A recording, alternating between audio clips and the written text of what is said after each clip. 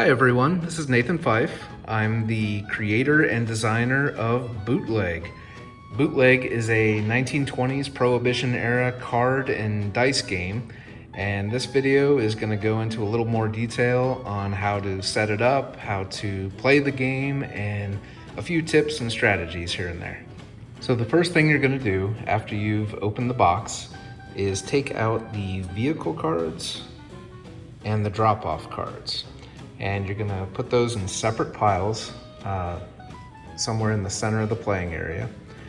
You're then gonna deal everyone 5 cards face down. So I'm playing with someone here, here, and there's my hand. After you've dealt the 5 cards, you're gonna deal 3 cards face up next to the vehicle and drop-off cards.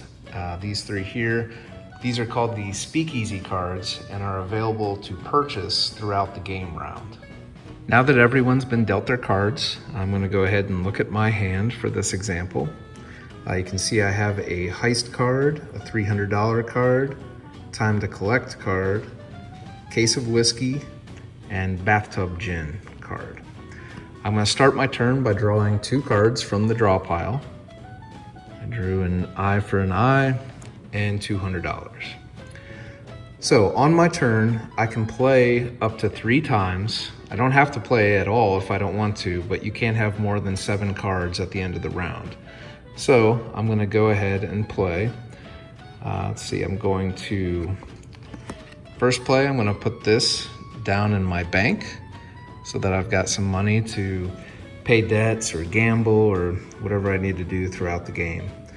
Then I'm going to place down a whiskey in front of me. And let's see, I'm also going to go ahead and play my bathtub gin. So the options on your turn, you can either play an action card into the center, you can place a card, a booze card down in front of you like I just did, or you can bank cash like I just showed in that example. And that ends my turn. Okay, let's say this player to my left went ahead and took their turn. They played 2 booze cards and banked some money. Then the player to my right played a whiskey card and banked $100. It's now back to my turn. Looking at my cards again, I'm gonna go ahead and draw 2. And let's see, I drew a $200 and an eye for an eye card. Now, I'm looking down at my booze and I see that I've got whiskey and bathtub gin. One of the great cards in this deck is called the heist card. Playing this card allows you to steal a booze card from one of your opponents. So I'm gonna go ahead and play that into the middle. And I'm gonna steal this whiskey. Go ahead and place that down with my other whiskey in front of me. That's one play for my turn. I am then going to go ahead and bank $200. And let's see, now I'm looking at my hand. I've got 2 eye for an eye cards. I'm gonna go ahead and bank one of these. Now what that means is I'm putting this into my bank. This becomes money now for the rest of the round, $300 worth, and it can't be used for the action again. So I'm gonna go ahead and bank that. And let's see, I've played twice. I'm also gonna go ahead and bank this $200. And that ends my turn for this round.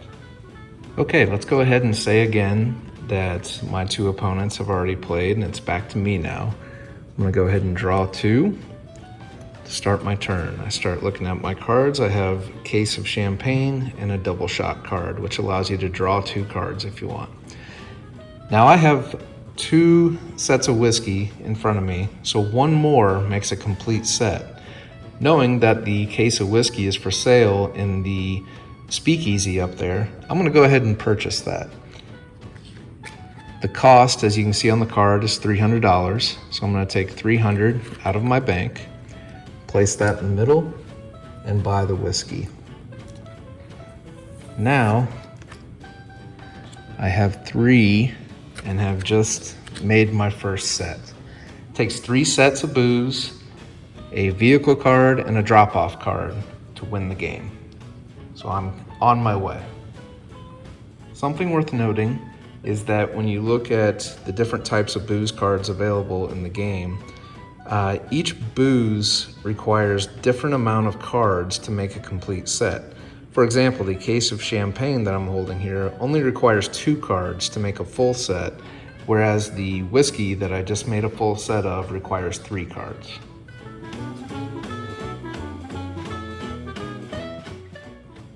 In order to win Bootleg, you need 3 sets of booze, plus a vehicle and a drop-off card.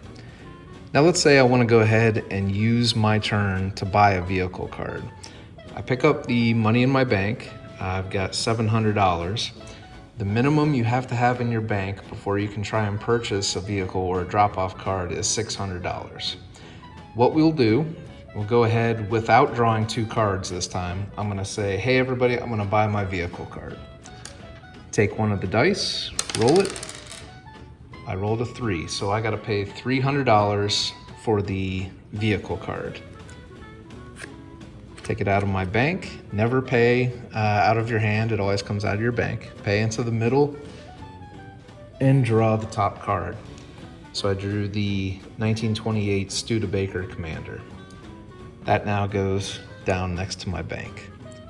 So all I've got left to do is collect a drop-off card and 2 more sets of booze, and I win. And it's the same process for buying a drop-off location as well.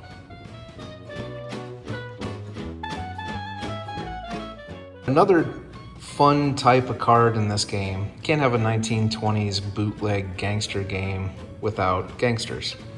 Gangster cards like Al Capone or Bugsy Siegel or whoever, there's several in the game. These are souped up action cards that allow you to do different things to your opponent.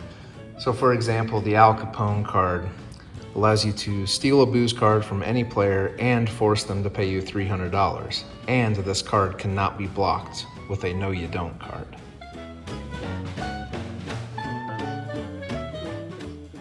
Another type of action card in the deck are the casino cards.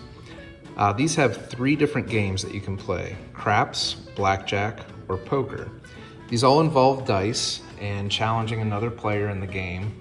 Let's say I'm going to challenge the player to my right to a game of craps for $500.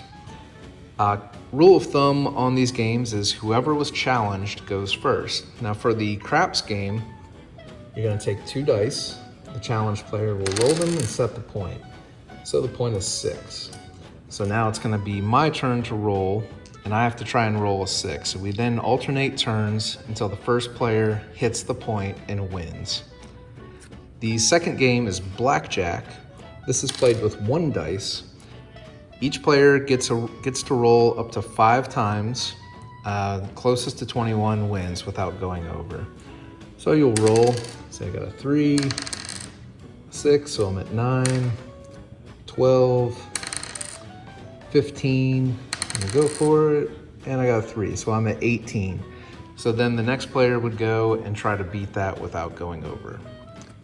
The final one is poker, and that involves rolling all 5 dice. It's just 1 roll the dice, best poker hand wins.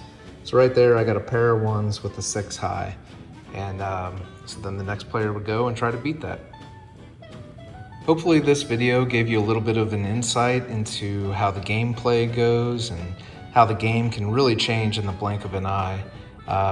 With stealing cards, stealing booze, forcing your opponents to pay, no 2 games are really the same. If you require more instruction on this, there's an instruction booklet that comes with the game.